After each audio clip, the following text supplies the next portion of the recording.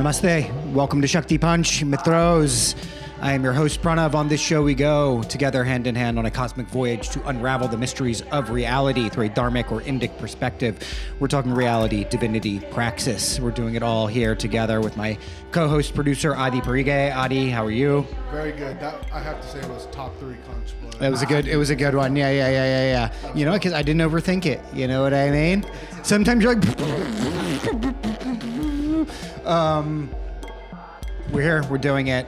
So happy to be here. Before we get started, guys, remember, click that subscribe, like, share, all the engagement stuff. Help us grow the show. We love doing it. Also, we have a Patreon. We'd love if you guys could contribute. There's a lot of expenses that go into this. As you can see, we filmed this live from outer space, and it takes a lot to get here. So anything you can contribute. We've got some really...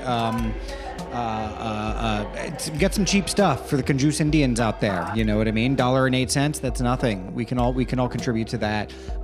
Anything you can contribute would be a blessing. I'm so blessed to have you guys here with us today. First things first, time on the clock is 426,875 years, 111 days, 21 hours, and blah, blah, blah minutes left in the KaliYuga. Ball's about to drop. Shit's getting real. We just had an election. Go vote, guys. Go vote. Actually, I want to talk a little bit about the election now. I want to talk about the election. Actually, I want to talk about the concept of Maya. Okay? And Maya, as we're typically taught, actually just means illusion, right? It's the illusion. Maya is not real. Maya is, and it's the smoke that emanates from the fire and obscures the fire that is the true ultimate reality, right? And that's how we're taught to kind of perceive Maya. And I don't want to abandon that idea, but I want to factor in another interpretation of Maya, which I just recently heard. Last week, I had the great fortune of going to the Vedanta Center, or the Vedanta Society of New York. There's Vedanta centers all over the country. Highly recommend you check them out. I had the good fortune of going and seeing a talk delivered by Acharya Timalsina of the Vimarsha Foundation. First of all, I want to just a quick shout about this guy. Acharya is a genius. He really is. This is a Dharmic Futurist podcast. This guy is the Dharmic Futurist as far as I'm concerned, because he's not just a Pandit. He's not just somebody who was raised as a Pandit and a practitioner and all that. He's also a highly accomplished academic. He's the emeritus professor of Indic studies at Stony Brook University, SUNY, highly regarded, published philosopher and academic. And this, to me, is the guy who's really at the tip of the spear of bridging East-West and kind of leading the Dharmic futurist thought, right, that we're kind of seeking after. And in this talk, Acharya Timalsina talked about Maya because somebody had asked him a question. And I thought his way of relaying the concept of Maya was also very interesting. He talked about Maya not as an illusion per se in the way that we're typically taught to kind of behold it, but rather he broke it down etymologically in a really brilliant way as that Maya is not necessarily just an illusion, but it's a delimitation of reality, right? It is a delimitation of reality. Because the infinite reality of consciousness as we know it is so vast, we have Maya there to delimit it, right? And that's what it's actually doing. So think of it, I thought of it actually after as, we think about Maya, it's the smoke, it's this, it's that. Maya is actually, think of it as a cookie cutter, right? That we use to imprint upon dough to create one single digestible cookie. And that's sort of one way of thinking about it. Maya shapes reality as we know it for us. So it's an illusion, but it's an illusion by omission of what the greater reality is. And so I really thought that was interesting. It really made me think about the recent election that just passed and the news media as we know it. And I feel like the media itself acts as an agent of Maya. Right? The media there is there to delimit reality. Media itself, just look at the word, it mediates reality for us. And thus, it's always going to be in the business of obscuring the full reality. And I think we saw the harmful effects of that. We've been seeing the harmful effects of that in this country for decades, right? But what we're seeing is it's just Maya upon Maya upon Maya, and the news media is yet another thickening of that illusion, right? And it obscures our reality as we know it.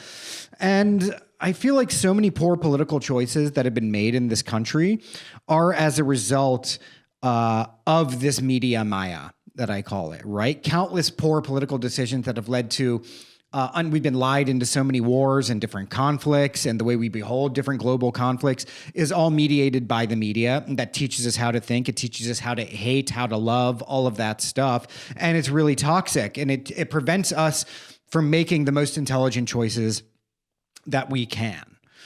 So I think the same thing really happened in this election, right? Millions of people who have slavishly subscribed to the mainstream media perspective were basically throwing pennies into a wishing well, thinking that there was going to be an outcome that was never going to be in tune with reality, right? They only saw what they wanted to see, and it was presented to them by their news sources. That's Maya. That's an obscuring of reality. That's a delimitation upon reality. And on the other hand, though, we have something called social media now. And this provides a vast potential alternative, right? Social media, whether it's X, Meta, whatever your preferred platforms are, these have a great potential to offer a much broader perspective of reality, right? Because instead of a select group of people who are determining what each of us see, and that's what we get from cable news or traditional news media, right, is a sort of top-down, basically a group of elitists who are telling us how to think and what to think about things and how to perceive reality. And they elide the truth, right? They circumscribe it very carefully so that they can get the desired outcome that they want. And then we all fall lockstep, dancing to the tune that they're playing, right? So they want to be the sole purveyors of truth. But now, on the other hand, we have social media, right? And by surfing through social media, we're able to synthesize the information and determine the truth on our own. That is the potential of social media. But of course, that isn't exactly it either, right? Social media, the owners of these platforms can just as easily manipulate people through the use of algorithms and the manipulation of algorithms to suppress certain kinds of information. We've seen a lot of that over the past 8-9 years, especially, right? Increasingly so. And so it suppresses certain kinds of information and it boosts other kinds of information. And this happens from all sides and all directions and all that, right? So it's not perfect, but I do want to point out that social media does have a much greater liberatory potential to it than the mainstream media that we have on, say, cable news, right? Because the thing is, though, is that in all cases, we have to take the lessons of the Yoga Vashishta to heart, right? And self-effort is always required, okay? So just as ruthless self-inquiry is the path towards our own spiritual liberation, so rigorous inquiry is required into the facts of our world as we know it in order to have the necessary requirements to make intelligent judgments and decisions that benefit us here in the material world. This demands that we attempt to see things from all perspectives, okay? Not just those which comfort us and our worldview, right? Reality is there whether we like it or not. We either reach out to reality, or reality is going to come and sit on our heads, essentially. You have to strive for reality, otherwise it's going to be effortlessly come and land on you, okay? So this is all Maya. All of this stuff is Maya, but it's up to us to expand the frame, the delimitation that is Maya, to peer through that veil of illusion and apprehend truth. And that's kind of what I wanted to say about that. I think social media, it's what we've really proven is that social media platforms like X, however you feel about Elon Musk or whatever, but the liberation of that from content moderation, really rigorous content moderation regimes and things like that, you saw a much more realistic view of what was happening and what was going to happen in this election than you did by watching cable news media, right? Because those are people there who are trying to manifest an outcome that they want, polls and things like that. But what we have with social media is you have actually an accurate or a more accurate view of consciousness as a whole, right? You're getting not just people's, it's not just the level of discourse. You're getting people's feelings about things, people's moods, people's temperaments, right? You're getting all of that in a very porous landscape of consciousness. And you're understanding how history is actually moving in a very interesting way. To me, history, as we know it, you have a Marxist idea of history that everything it's dialectical materialism, right? Or that it's great men, or it's this or it's that. For me, history is always the history of consciousness. Right? We like to judge, oh, I can't believe we had slavery in the past, or this or that or the other thing. But the fact is, it's that movements in consciousness are what have changed reality. Okay. And now those things do and are affected by materiality. But even those changes in materiality come from movements in consciousness that create technological innovation, so on and so forth. So I think there's an immense liberatory potential in social media. And I think people more and more need to get away from like, I hate Elon Musk or whatever. And look, you can hate Elon Musk, right? But the great thing about social media platforms is you do have a great deal of agency in choosing what you see. And if you only want to see what you want to see and which makes you comfortable, you're doing yourself a disservice. Okay? Yeah. You're alienating yourself from the truth more and more and more and more. And that's what happens. That's why every election cycle, people are just, it's like the Red Wedding episode from Game of Thrones. It's like, I can't believe this happened. Of course you can't believe this has happened because you've been living in a fantasy world of your own creation by creating your own algorithmic echo chambers. So I just want to encourage people, you need to be looking at all kinds of media. Don't be just reading news sources that make you feel comfortable or that are in line with your own ideological perspective. It's extremely limiting. So that's my little rant on that. I think you're on the money. I think Pranav and I are using YouTube as a platform specifically. Like me personally, I have problems with Elon Musk because you can have a social media platform, but when you pour $119 million into a specific campaign, sure. I mean, there's a pretty clear bias there to me. Definitely. And I think American politics is going to be shit until private money's out of elections. Mm-hmm. That's my democratic socialism for you today. Sure. But YouTube is an amazing platform because it's decentralized, largely. I know there are limitations in areas and crackdowns on words here and there and stuff, but there's so many opinions that I have been exposed to that I would not have otherwise 100%. Because of YouTube as a platform. And I think we're all here together. I think Shakti Punch we're joining this larger movement. Listen, we're all part of the media. And in terms of social media, that is the potential of it. We are all the media now, right? And people want to say like, well, you guys aren't experts and you guys aren't this or that. Well, it's just like, well, the experts have failed us now pretty consistently, 100%. Decades upon decades upon decades, you know? And you wouldn't see the surge in the importance of social media if the actual news media were doing their jobs of conveying reality as reality. 100%. I think as well, Dharma is a belief system based around acceptance of many things, not just others, but acceptance of reality. Acceptance of reality and decentralization. And decentralization, right? 100%. And I think that by actually exposing yourself to multiple points of view, as you're really wisely saying here, it leads to acceptance. It does. Right? It's not about tolerance. I think tolerance is such a toxic word. It's a Stop dumb tolerating thing. people. Learn to accept them. You have to accept, though, because that's you being in tune with reality. Exactly. You know what I mean? Embracing them is not you being in tune with reality, because maybe you don't embrace them, right? That's fine. But you do have to accept it, because in order to accept it, then you can make the proper judgments and determinations of how you want to move forward. But it's very telling, especially this election cycle, that all the best prognostications of what was going to happen in this election were coming out of places like X, and they were coming out of Polymarket. And these are platforms which decentralize media, decentralize the act of prognostication, decentralize the act of parsing out reality. And thus we got a much fuller and more clear perspective of what reality was. Polymarket had the election pegged from the beginning.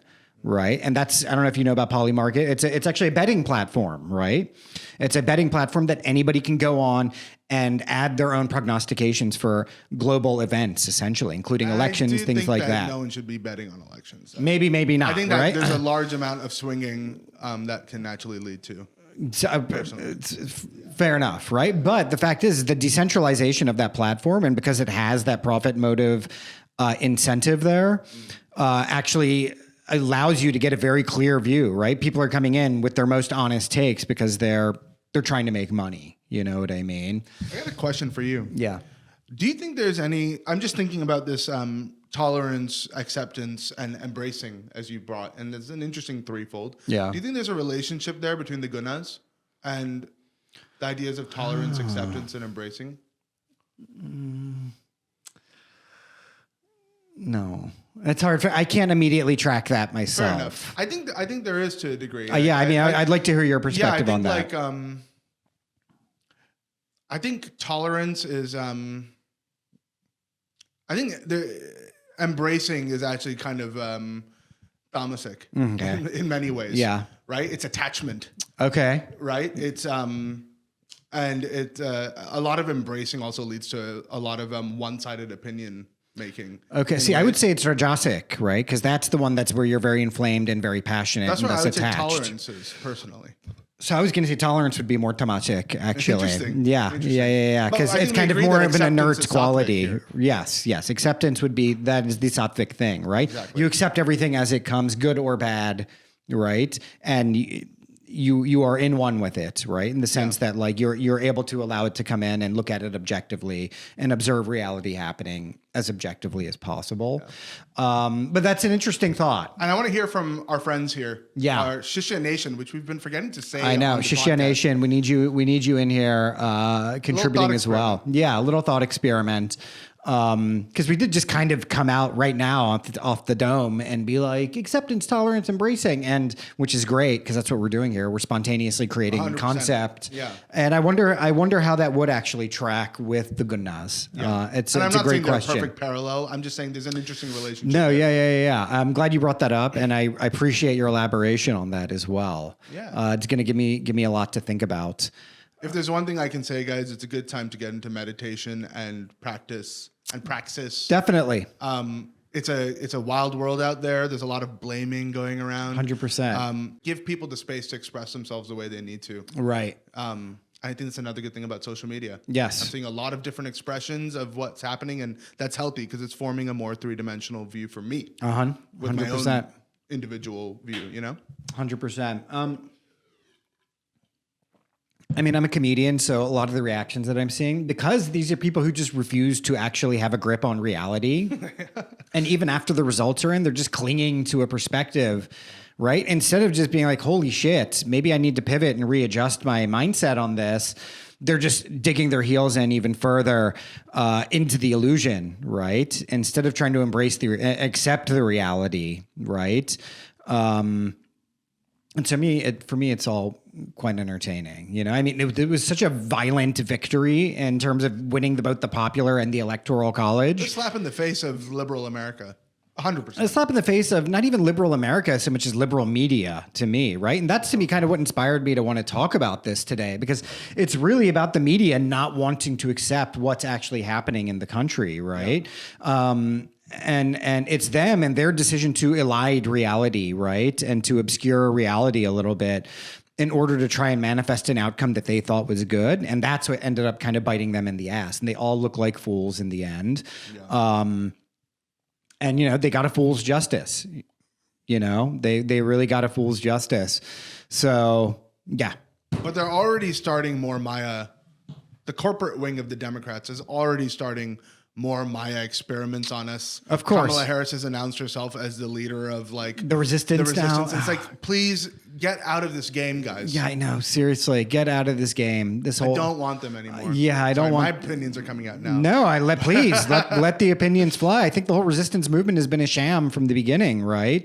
But that's my own perspective, right? That's my own perspective based on the foreign policy of this country for the past 20, 30 years. Just on domestic policy itself, like, you know, my personal beliefs is I belong to like the progressive kind of wing of liberal thinking.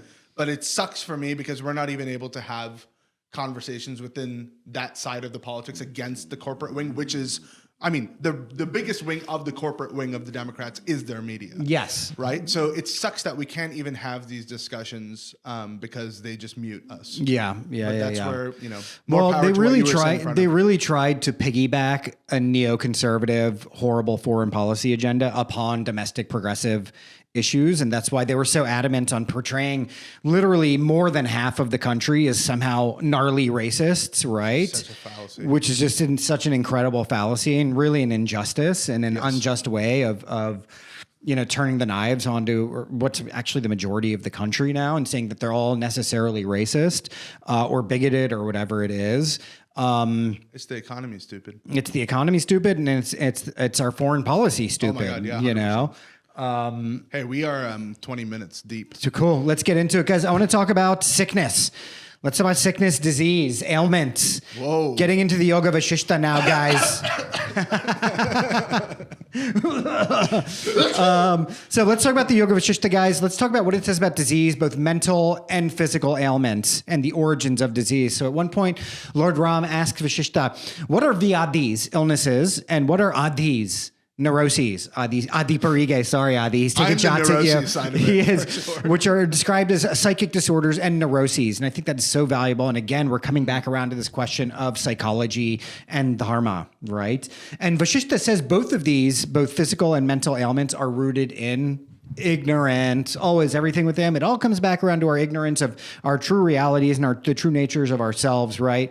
But he goes a little bit more specifically here. It doesn't keep it all that, super bird's eye view or Brahma eye view of reality, right? It's because mental illness is caused by ignorance, which causes thus a lack of self-control.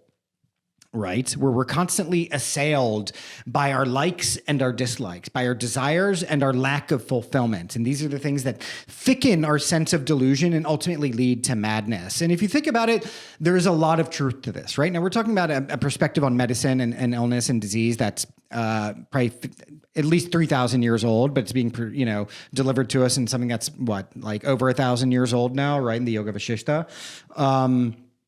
But I think there's some truth to it. Mental illness is a disease of the ego, right? It is malfunctive egos that are the cause of so many mental illnesses that we see. And I'm not saying everything. And again, this is, by the way, and this is not medical advice that we're giving here. We're giving a perspective of a perspective, right? And so I encourage everybody to read the Yoga Vashishta on their own and to learn about Ayurveda and become a doctor or whatever it is. Go talk to your doctor. Yeah, go talk to your doctor. And if you're Indian, you've got at least 3 or 4 in your family. Yeah, go talk to your brother-in-law. Yeah, exactly. I'm not the doctor. My brother, you want to talk to my brother. He's the surgeon. He can tell you about illnesses much more, but I think this is an interesting perspective. Mental diseases are caused by an ignorance of the true nature of the self, right? And thus they're a disease of the ego. It's a malfunctioning of the ego.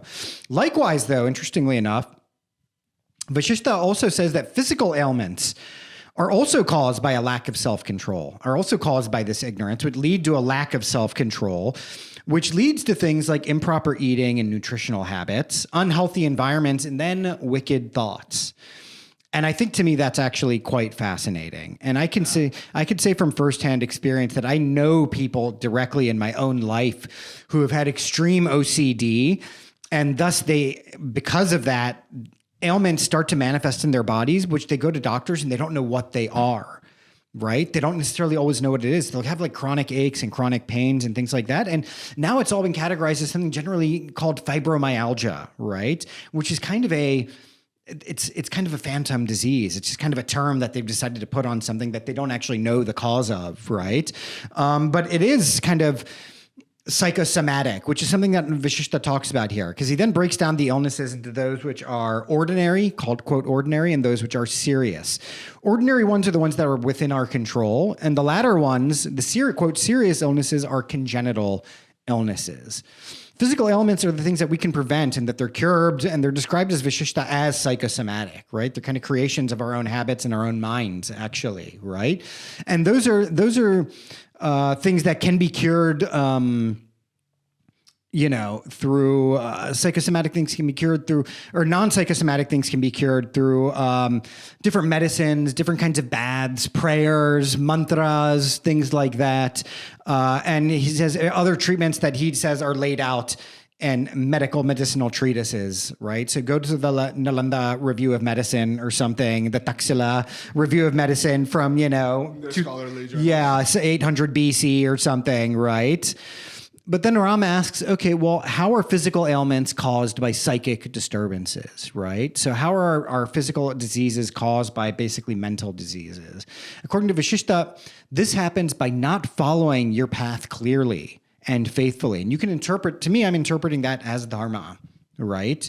And thus, your nadis, which we have described and talked about before, is the very subtle energy channels within you. You can talk about them as nerves if you want to, but they're not exactly nerves, right? And our nadis all ladder up into our chakras and so on and so forth. But he says the nadis are then disturbed by this thing of going off the wrong path, right? And this is your mentality. This is your habits. These are the people that you're surrounding yourself with. These are all the psychosomatic things, right, that can contribute to your physical unhealth or unwellness. So when the nadis are disturbed, there's either too much energy flowing through your nadis or the nadis are congested. Okay. And that leads to then digestive issues, right? And then those digestive issues ultimately lead to diseases. There's a very Ayurvedic perspective. And medical, because stomach and brain are deeply Exactly. related. We know that gut health is everything, right? And I thought it was fascinating. And so he says, well, for physical ailments, you can cure them through mantras, right? Because all of this is about an imbalance of the 5 elements, right? The bhutas, right? Fire, earth, air, water, and space, ether, right? And that's what all of this is the 5 elements, and those being out of balance within your body, and imbalances in those are what lead to diseases, ailments, and so on. And so for him, you can do things like Bhuta Shuddhi, which is a cleansing of the 5 elements, right? And that involves mantras and things like that. And you can also do other auspicious activities that can help clear out your energy channels and so on and so forth. But I want to get back to this whole thing, and this is an Ayurvedic thing, and I'm not an Ayurvedic doctor, but I think it is very fascinating that this long ago they were able to kind of create that connection between gut health, mental health, and then from mental health to your overall physical bodily health, right? And to me, that's fascinating. And it's fascinating because, like I was saying, and we got a little bit off track,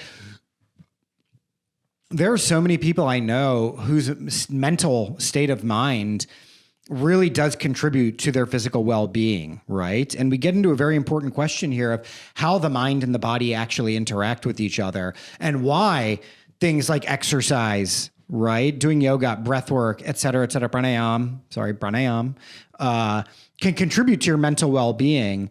And thus you have a kind of positive feedback loop of things that are happening where when your mental well-being is better, your physical body also becomes better then, right? It becomes healthier and so on. And I think this is what we're seeing here. It's like a very early kind of description and delineation of health as we know it that is extremely useful. That's amazing. It's amazing. And again, we can go back and do all the dick writing about the rishis and how the intense power of their intuitions to be able to perceive and behold the nadis and what the nadis are, and then describe the blockages or the excessive flow through the energy flow through the nadis is then contributing to the gut health, and then the gut health affecting everything else, right? And that's very profound to me. And I just wanted to kind of lay out, I don't really have much of a point that I want to bring up about this, aside from just describing, the fascinating thing about the Yoga Vashishta is the Yoga Vashishta and it has its own original ideas in it, but it is really a compendium of Hindu Indic thought up until that time. Right? Everything that you're getting in the Yoga Vashishta is stuff that you're getting piecemeal from various other sources, like the Upanishads, like the Puranas, like the Itihasas, and so on and so forth, right? And it puts it all in one. And it puts it all in one, right? And this was written at a time specifically in Kashmir, where it was an intense interaction with Buddhism, right? With Jainism, with Shakti, Shakta and Shiva traditions, Tantra, all that stuff. And it's an incredible book. I'm getting very weary of it at this point because it's just so big and thick and fat. And I'm just like, okay, and you're learning the same lessons over and over. Shout out to Pranav, guys. I mean, he's going through this for us, right? And it's he writes these episodes as well. I sit here and I don't even look at his notes. I just react to them in front I of like all of that you guys. though. I like it too, but just shout out to you, bro. I mean, it's a lot of Yoga Vasishta. I'm reading the Ashtavakra Gita right now. Yeah. Easy. Oh, gosh. Oh my God. It's like reading poetry. It's Oh, fun. God. It's it like makes so much sense. It's like a cup of chamomile milk tea. Yeah, I opened the Yoga Vasishta and I put it down. I opened the Ashtavakra Gita. That's what happens all the time. Well, we're going to talk about the Ashtavakra gonna Gita get there. It's eventually as amazing. well, because it's actually an incredible poetic encapsulation of everything we're getting in the Yoga Vasishta. I don't want to jump ahead of ourselves too much. I wanted to say one thing about Yes, the please. topic today. Let's get back to it. There's so many things that happen to us outside of our body and mind, right? Yeah. You could get into a car crash that some fucking asshole caused, Mm-hmm. or you go to school super happy and some bully comes and says that one thing to you that Yeah. knocks you down, right? By creating good body and mind health as a duo and their own dynamic, when things outside of our control happens, it's a protection for us. Absolutely. We're able to react to the things out of our control. Exactly. You have that buffered state where you're not immediately reactive, right? Yes. Where you can actually go through the process of receiving what happened, the input of what happened, the stimuli itself, and then being able to observe what's actually happening from that person, from the aggressor within yourself, and then take an appropriate course of action, right? Absolutely. And that's again, and throughout the Yoga Vasishta and so many of our Dharmic and Indic texts, it's like this is the difference between humans and animals, right? We're not, without that knowledge of the self, we become worms, donkeys, animals, etc. It's a very harsh book. You know what I mean? It's like without the knowledge of the self, you're no better than a donkey. And we don't say donkey in Indian English. We say ass. Ass. You're an ass. So it's even harder. And your life is an endless stream of diarrhea, according to Bhagirath, right? What was it? Relentless. It's really repeated excretions, as in cholera. So damn funny. But you know what? Just to close it out, again, this is why it's important to take care of the body just as much as it is to do things like meditation and things like that. It's all one thing, right? It's all one thing. The body. The great thing about the Indic way of pursuing and thinking about the body is that the body and the mind are not separate things, right? They're actually part of the same. They're all working in concert with each other. And so it's good to take care of your body in order to take care of your mind, which then in turn helps you take care of your body, right? So an important lesson for us to think about and to embrace. Where are we at on time? Okay, good. Guys, okay, this has been Shakti Punch, episode 15. We love you guys. Hit the Patreon, hit the Hundi, drop some money in there.